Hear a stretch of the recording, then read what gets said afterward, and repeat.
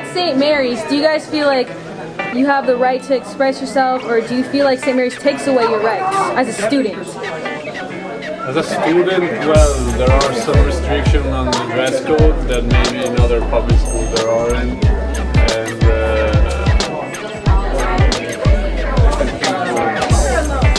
I know you can't. What happens when you break the dress code? You have detention. I've just been there. Yeah, for different reasons, but yeah, there are like certain people in the administration that have this job on keeping the discipline over us all. And I mean, I think it's. And do you think that's appropriate? Do you think that helps? Do you think that's good that there's discipline? It differentiates our school from others. For example, the private Catholic school at St. Mary's from, I don't know, public schools. All right. I think it's quite good. What about you, Taylor? Without exaggerating. Yeah, pretty much what he said.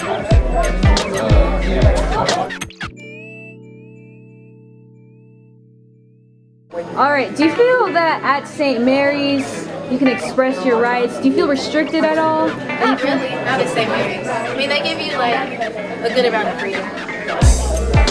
All right. Hey, Dr. Mullane, can you tell us, or do you know what the social contract is of St. Mary's? No, I don't. Do you want a hint? Like, do you have any idea? It's about student rights. Okay. You're gonna have to enlighten me a bit about that. Okay. Well, the social contract deals with student rights and how we give up our rights to be protected by the school. Do you believe in that? Do you think that exists at St. Mary's? How we give up certain rights for the school to... For example, what rights might you be giving up? Dress code. Dress code. If we violate that, then we have to wear uniform. Do you believe that there's a clear system like that at St. Mary's? Yeah, I think there is a system in place. There is. One last question. Can you do your dance? I think discipline is a good thing, but to a certain extent, it can be real negative and real bad. To the extent where you have to control somebody and overpower them for discipline is not the right thing to do. It's not ethical or anything like that to me. And to have a code of conduct where you have to wear a certain pair of clothes, what's wrong with somebody just being comfortable in what they have on? All right, now I'm going to ask you guys, do you guys know what the social contract of St. Mary's is? No. Do you guys know?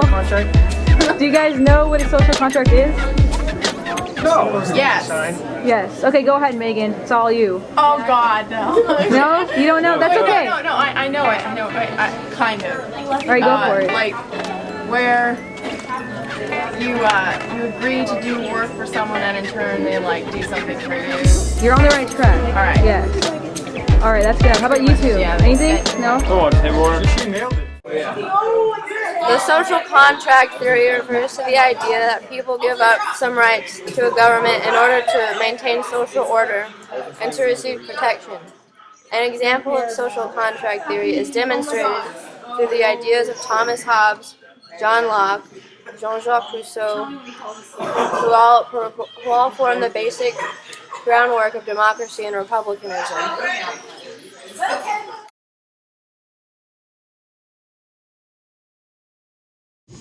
A social contract is when students give up their rights in return for some protection. At St. Mary's, students are granted certain rights, yet we're restricted of others. How does the U.S. Constitution reflect the U.S. social contract? The U.S. Constitution reflects the social contract through the 27 amendments and the powers granted to the President, Congress, and Judiciary. Our LSL Constitution also reflects the social contract of St. Mary's. Yet at St. Mary's, we do not have an executive or judicial branch. Our LSL Constitution maintains a social contract itself.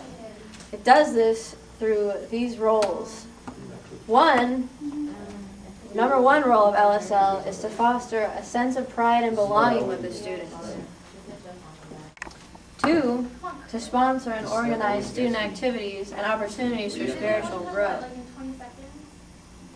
3, empower the student body through a multi-level model of democratic governance. And 4, serve as the liaison between the administration and the student body to create a sense of pride and trust. The fourth role defines our duty to the social contract theory. Since we are a Lasallian school, we act inherently in Lasallian ways. We believe in the right to education. As our Lasallian campus, our teachers focus on the good of the students. Other elements which are inherent in our national constitution include democracy, liberty, civic duty, individual responsibility, and equality. This is evident in our LSL Constitution because of St. Mary's belief in democracy, which means government is run for the people, by the people, and of the people. As a St. Mary's community, we also cherish our personal freedom. In the small school of St. Mary's College High School, we have something called civil liberties and civil rights. Examples of such civil liberties are, we all get an equal voice when it comes to voting and such. We use representative democracy so that the students have a voice. We all have some form of opinion or voice, but if we abuse it or misuse it, it can be taken away.